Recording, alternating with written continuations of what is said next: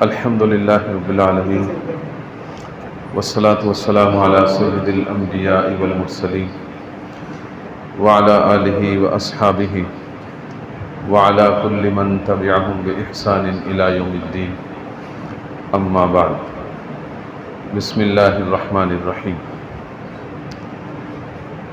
سیرت کورس کا پہلا حصہ عادت عبادت کیسے بنتی ہے، اس کا آج ہم سبق نمبر 18 پڑھ رہے ہیں۔ انسان کی روزمرہ زندگی کی عادات میں سے اور اس کے معمولات میں سے، اس کے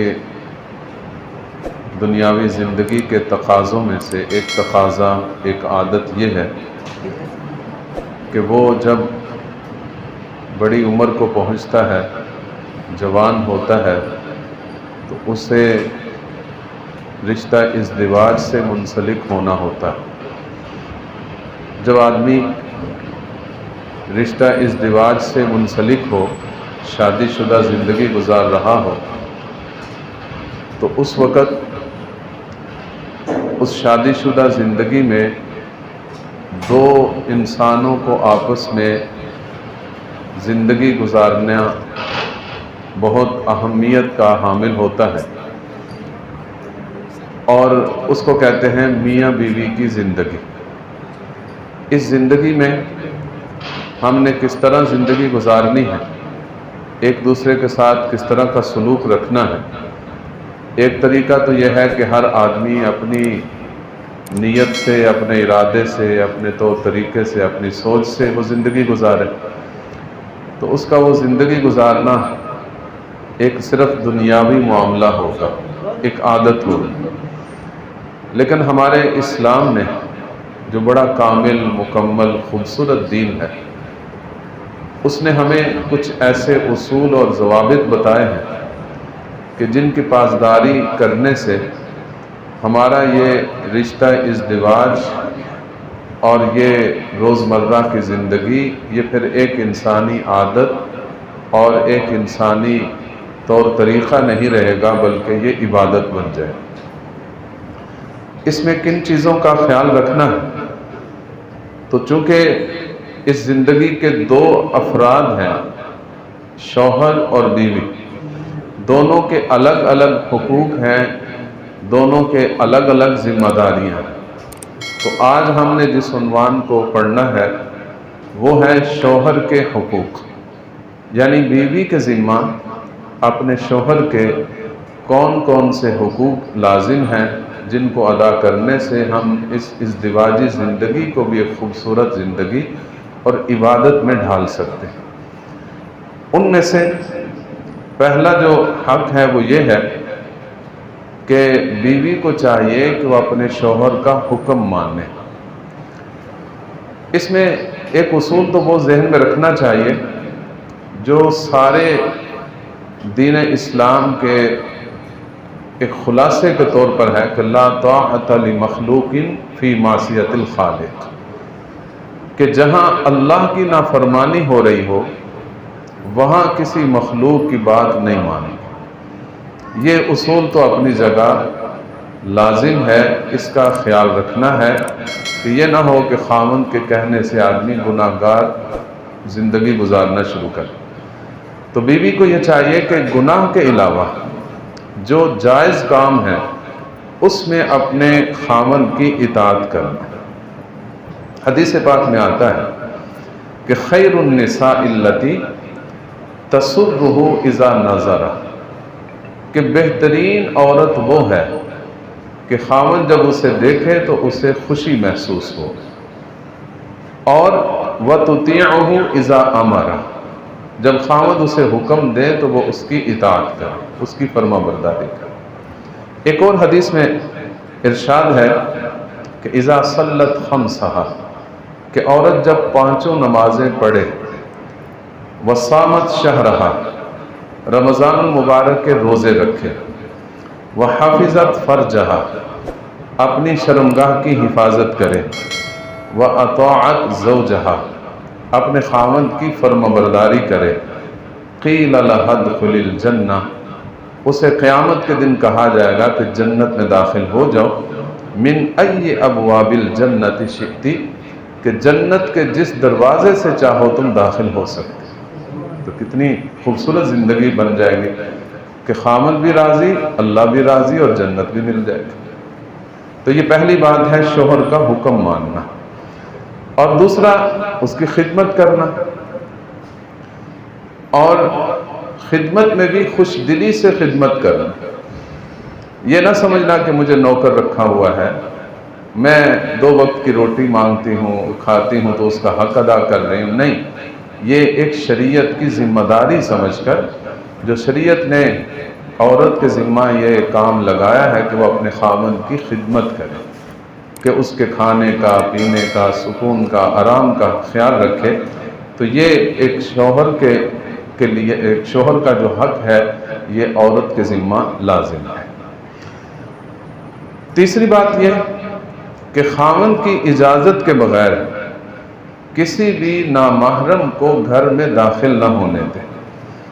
رسول اکرم صلی اللہ علیہ وسلم کا ارشاد ہے کہ لا تأذن امرأۃ فی بیت زوجہا الا باذنہ، کسی عورت کو اس بات کی اجازت نہیں ہے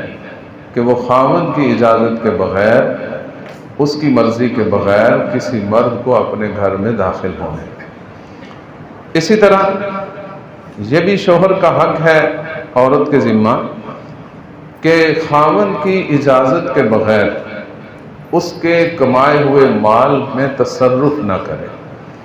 حتیٰ کہ صدقہ بھی اگر کرنا ہے تو اس کی اجازت سے کرے، کیونکہ مال خاوند کا ہے، اس کے پاس امانت ہے۔ ہاں، جو اس کو جیب خرچ ملا ہوا ہے تو وہ اس میں سے اپنا صدقہ کر سکتی ہے، لیکن جو خاوند کا کمایا ہوا مال ہے، جو اس کے پاس بطور امانت رکھا گیا ہے، وہ اس کی اجازت کے بغیر اس میں تصرف نہ کرے، اور گھر کے اخراجات چلانے کے لیے جو خرچہ دیا جاتا ہے اس میں بھی اسراف سے کام نہ لے، بقدر ضرورت جتنا کہ خرچہ چل سکتا ہے اتنا ہی آدمی کو، خاوند کے مال میں سے شوہر بیوی کو چاہیے کہ اتنا ہی مال خرچ کرے۔ اور یہ بڑی مشہور حدیث ہے کہ کلکم راع وکلکم مسئول عن رعیتہ، ہر بندہ ذمہ دار ہے، نگہبان ہے، اور ہر ایک سے اس کی رعیت یعنی جس کی نگہبانی اس کے ذمہ داری میں شامل ہے اس سے پوچھا جائے گا، اس سے حساب ہوگا۔ اور اس کے ساتھ ایک حدیث میں یہ الفاظ بھی ہیں کہ والمرأۃ راعیۃ، کہ عورت اپنے خاوند کے گھر میں بھی ذمہ دار ہے، نگہبان ہے، تو وہ مال کی حفاظت کرے اور بقدر ضرورت اور بقدر اجازت اسے خرچ کرے۔ یہ بات بھی بیوی کے ذمہ لازم ہے کہ اگر خاوند گھر میں موجود ہے تو اس کی اجازت کے بغیر نفلی روزہ نہ رکھے۔ حضور اقدس صلی اللہ علیہ وسلم کا ارشاد ہے، بخاری شریف کی روایت ہے، لا تصوم المرأۃ، کہ کوئی عورت اس حال میں روزہ نہ رکھے کہ وبعلھا شاہد الا باذنہ، کہ جب خاوند اس کا گھر میں موجود ہو، وہ سفر پہ نہیں گیا ہوا، تو اس کی اجازت کے بغیر نفلی روزہ رکھنے کی بھی اجازت نہیں ہے۔ اور اس بات کی بھی شریعت نے تعلیم دی ہے کہ اگر ایک دوسرے سے کسی بات میں کوتاہی ہو جائے، انسان ہے، آپس میں رہتے ہوئے کچھ اونچ نیچ ہو ہی جاتی ہے، تو اس میں چشم پوشی سے کام لے۔ نبی اکرم صلی اللہ علیہ وسلم کا ارشاد ہے کہ عورت ٹیڑھی پسلی سے پیدا کی گئی ہے، اگر آپ اسے سیدھا کریں گے تو توڑ دیں گے، اس کے ساتھ اگر رہنا ہے تو اسی ٹیڑھے پن کے ساتھ ہی رہنا۔ یہ بھی ایک اس کا عورت کے بارے میں گویا کہ نبی اکرم صلی اللہ علیہ وسلم نے مردوں کو، خاوندوں کو اس بات کی تعلیم دی ہے کہ ان کے ناز کو ناز ہی سمجھیں، اس کو سیدھا نہ کریں، یہ نہ کہیں کہ یہ ناز چھوڑ دیں، کیونکہ یہ جو میاں بیوی کا تعلق ہے یہ ناز و نیاز والا ہے، کہ کبھی ادھر سے ناز ہو، ادھر خامن جو ہے وہ نیاز مند ہو، اسی سے زندگی خوبصورت گزرتی ہے۔ اور اگر آدمی کہے کہ بس اٹینشن، جیسے فوجی ہیں تو وہ پریڈ کروانے کے لیے وہ بالکل سیدھا کر دیتے ہیں، تو ایسے کریں گے تو زندگی ٹوٹ جائے گی وہ پھر خوبصورت زندگی نہیں رہے گی۔ اسی طرح شریعت نے بھی تعلیم دی ہے کہ اگر خاوند کی طرف سے کچھ ایسی بات پیش آتی ہے جو تکلیف دہ ہے تو اس میں عورت کو صبر سے کام لینا، اور اسی طرح یہ بھی تعلیم دی گئی ہے کہ جتنا مل جائے اس پہ قناعت کرنا، اس میں ناشکری نہ کرنا۔ ایک دفعہ نبی اکرم صلی اللہ علیہ وسلم نے ارشاد فرمایا عورتوں سے خطاب کرتے ہوئے کہ تصدقنا، اے عورتوں کی جماعت تم صدقہ خوب کیا کرو، کثرت سے کیا کرو، اور آگے وجہ بتائی فَإِنَّ أَكْثَرَكُنَّ حَطَبُ جَهَنَّمَ، کیونکہ مردوں سے زیادہ عورتیں جہنم کا ایندھن بنے۔ ایک عورت نے پوچھا، صحابیہ نے پوچھا جو بڑی قد کاٹ والی تھی، اس نے پوچھا یا رسول اللہ لما یا رسول اللہ، اس کی کیا وجہ ہے، عورتیں کیوں زیادہ جہنم میں جائیں گی؟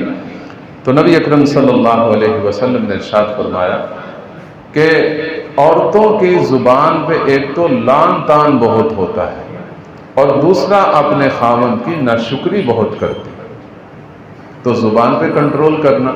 بات بات پہ لعنت نہیں کرنی چاہیے، اور ایسے الفاظ نہیں بولنے چاہیے جو اللہ تعالیٰ کی ناراضگی کا سبب ہو، زبان پہ کنٹرول۔ اور دوسرا جو ہے جتنا اللہ تعالیٰ کی طرف سے مل رہا ہے اس پہ صبر اور شکر کرنا۔ جیسے آپ نے حضرت ابراہیم علیہ السلام کی جو بہو تھی، حضرت اسماعیل علیہ السلام کی جو پہلی بیوی تھی، اس کے بارے میں آپ نے پڑھ کے سنا ہے کہ وہ جب حضرت ابراہیم علیہ السلام ملنے آئے تو پوچھا کیسا گزارا ہو رہا ہے، تو اس نے کہا کہ بس ایسے ہی، کبھی بھوک ہے، کبھی افلاس ہے، کبھی کچھ ہے، کبھی کچھ ہے، شکوہ کیا۔ تو حضرت ابراہیم علیہ السلام نے کہا کہ میرا بیٹا جب آئے تو اسے کہنا اپنے گھر کی چوکھٹ بدل دے۔ اور پھر وہ جب آئے ان کو بتایا گیا تو انہوں نے حلیہ پوچھا،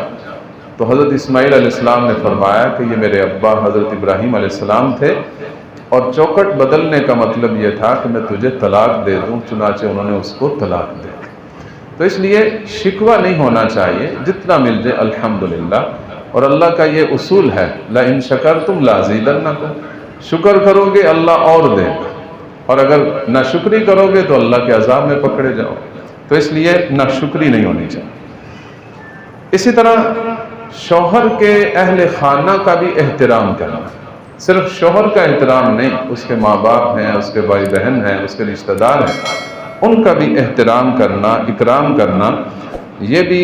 ایک بیوی، اچھی بیوی کی ذمہ داریوں میں سے اور اس کے اخلاق میں شامل ہے۔